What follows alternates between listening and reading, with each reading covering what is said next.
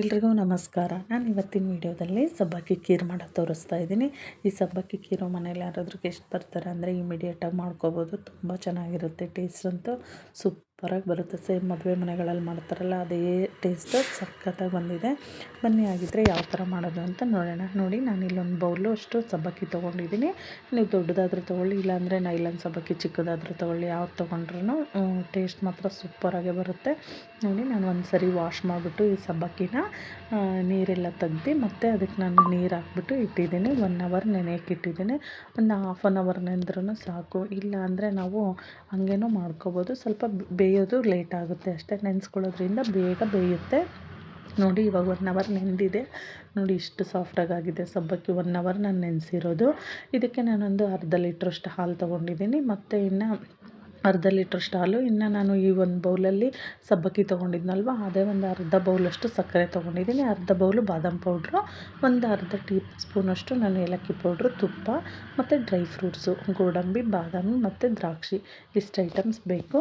ಇವಾಗ ನೋಡಿ, ನಾನು ಒಂದು ಪಾತ್ರೆಯಲ್ಲಿ ನೀರು ಹಾಕ್ಬಿಟ್ಟು ಕಾಯಕ್ಕಿಟ್ಟಿದ್ದೆ. ಆ ಕಾದಿರೋ ನೀರಿಗೆ ನಾನು ಇವಾಗ ಸಬ್ಬಕ್ಕಿ ಹಾಕಿ ಬೇಯಿಸ್ಕೊತೀನಿ. ಇದು ಬೇಗ ಬೇಯುತ್ತೆ ಸಬ್ಬಕ್ಕಿ. ಒಂದು 10 ನಿಮಿಷ ಸಾಕು, ಬೆಂದುಬಿಡುತ್ತೆ. ನೋಡಿ, ಚೆನ್ನಾಗಿ ಇದು ಬೆಂದಾದಮೇಲೆ ಅದು ಟ್ರಾನ್ಸ್ಪರೆಂಟ್ ಆಗುತ್ತೆ ಸಬ್ಬಕ್ಕಿ. ಟ್ರಾನ್ಸ್ಪರೆಂಟ್ ಆದರೆ ಬೆಂದಿದೆ ಅಂತ ಅರ್ಥ. ನೋಡಿ, ಇವಾಗ ಇಷ್ಟು ಬೆಂದಿದೆ ಅಲ್ವಾ, ಇದಕ್ಕೆ ನಾವು ಒಂದು 10 ನಿಮಿಷ ಬೆಂದಾದಮೇಲೆ ಒಂದು ಸ್ವಲ್ಪನೇ ನಾನು ತುಪ್ಪ ಹಾಕಿದ್ದೀನಿ. ತುಪ್ಪ ಹಾಕೋದ್ರಿಂದ ಅದು ಒಂದಕ್ಕೊಂದು ಅಂಟ್ಕೊಳ್ಳಲ್ಲ, ಬಿಡಿ ಬಿಡಿಯಾಗಿ ಇರುತ್ತೆ. ಒಂಥರ ಗ್ಲಾಸಿ ಥರ ಚೆನ್ನಾಗಿರುತ್ತೆ. ಅದಕ್ಕೆ ನಾನು ಸ್ವಲ್ಪ ತುಪ್ಪ ಹಾಕ್ಬಿಟ್ಟು ಬೇಯಿಸ್ಕೊತಾ ಇದ್ದೀನಿ.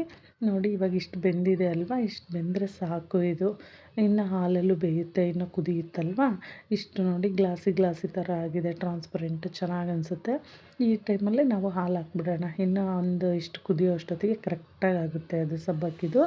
ಹಾಲು ಹಾಕ್ಬಿಟ್ಟು ಚೆನ್ನಾಗಿ ಇದನ್ನು ಕುದಿಸೋಣ. ಇದನ್ನು ಹಾಲು ಹಾಕಿ ಹಾಲಲ್ಲೂ ಸ್ವಲ್ಪ ಬೇಯ್ತಾ ಇರಲಿ. ಆಮೇಲೆ ನಮಗೆ ಹಾಲಿನ ಸ್ವಲ್ಪ ಬೇಕು ಅಂದರೆ ಆ್ಯಡ್ ಮಾಡ್ಕೊಬೋದು. ನಾನಿಲ್ಲಿ ಒಂದು ಬಟ್ಲು ತೋರಿಸಿದ್ನಲ್ವ ಮೆಜರ್ಮೆಂಟ್, ಆ ಬಟ್ಲು ಸಬ್ಬಕ್ಕಿಗೆ ನಾನು ಅರ್ಧ ಲೀಟ್ರ್ ಹಾಲು ಕರೆಕ್ಟಾಗಿ ಆಯಿತು. ಇವಾಗ ಹಾಲು ಎಲ್ಲ ಉಕ್ಕಿ ಬರುತ್ತಲ್ವ, ಆ ಟೈಮಲ್ಲಿ ನಾನು ಸಕ್ಕರೆ ಮತ್ತು ಬಾದಾಮ್ ಪೌಡ್ರ್ ಹಾಕ್ಬಿಟ್ಟು ಚೆನ್ನಾಗಿ ಮಿಕ್ಸ್ ಮಾಡೋಣ. ಸಕ್ಕರೆ ಎಲ್ಲ ಕರಗಿಬಿಟ್ಟು ಬಾದಾಮ್ ಪೌಡ್ರ್ ಹಾಕೋದ್ರಿಂದ ಕಲರ್ ಚೆನ್ನಾಗಿ ಬರುತ್ತೆ. ಪಾಯಸದ ಕಲರ್ ರಿಚ್ಚಾಗಿ ಅನಿಸುತ್ತೆ. ಆಮೇಲೆ ಟೇಸ್ಟ್ ಕೂಡ ಸಕ್ಕತ್ತಾಗಿ ಬರುತ್ತೆ ಬಾದಾಮ್ ಪೌಡ್ರ್ ಹಾಕೋದ್ರಿಂದ. ಅದಕ್ಕೆ ನಾನು ಬಾದಾಮ್ ಪೌಡ್ರನ್ನ ಹಾಕಿರೋದು. ಅದಕ್ಕೆ ಸಕ್ಕರೆ ಕಡಿಮೆ ಮಾಡ್ಕೊಂಡಿದ್ದೀನಿ. ಅರ್ಧ ಬಟ್ಲು ಹಾಕಿರೋದು. ನೋಡಿ, ಇದು ಕುದಿಯೋ ಅಷ್ಟೊತ್ತಿಗೆ ನಾನು ಇನ್ನೊಂದು ಸ್ಟವ್ವಲ್ಲಿ ತುಪ್ಪ ಹಾಕ್ಬಿಟ್ಟು, ತುಪ್ಪ ಬಿಸಿ ಮಾಡಿಕೊಂಡು ಅದಕ್ಕೆ ಡ್ರೈ ಫ್ರೂಟ್ಸ್ನೆಲ್ಲ ಸ್ವಲ್ಪ ಬಿಸಿ ಮಾಡಿಕೊಂಡು ಆ ಡ್ರೈ ಫ್ರೂಟ್ಸ್ನ ಹಾಕಿದ್ದೀನಿ. ಇನ್ನು ಲಾಸ್ಟಲ್ಲಿ ಏಲಕ್ಕಿ ಪೌಡ್ರ್ ಹಾಕಿದರೆ ನೋಡಿ, ಸಿಂಪಲ್ಲಾಗಿ ಮತ್ತು ಟೇಸ್ಟಿಯಾಗಿರೋ ಒಂದು ಸಬ್ಬಕ್ಕಿ ಪಾಯಸ ಈಸಿಯಾಗಿ ರೆಡಿ ಆಯಿತು. ಇಮ್ಮಿಡಿಯೇಟಾಗಿ ನಾವೇನಾದರೂ ಮಾಡ್ಕೋಬೇಕು ಅಂದಾಗ ಈ ಥರ ಪಾಯಸ ಮಾಡ್ಕೊಳ್ಳೋದ್ರಿಂದ ಸಖತ್ ಚೆನ್ನಾಗಿರುತ್ತೆ ಟೇಸ್ಟ್ ಅಂತೂ. ಆಮೇಲೆ ಇದು ತುಂಬ ಹೀಟ್ ಆದಾಗ ಎಲ್ಲ ನಾವು ಈ ಥರ ಸಬ್ಬಕ್ಕಿ ಖೀರ್ ಮಾಡ್ಕೋಬೋದು. ಬೆಲ್ಲ ಹಾಕ್ಕೊಂಡ್ರೂ ಟೇಸ್ಟ್ ಸೂಪರಾಗೇ ಬರುತ್ತೆ. ನೋಡಿ, ನಿಮಗೂ ಈ ವಿಡಿಯೋ ಇಷ್ಟ ಆಗಿದ್ದರೆ ನೀವು ಒಂದ್ಸರಿ ಟ್ರೈ ಮಾಡಿ ನೋಡಿ.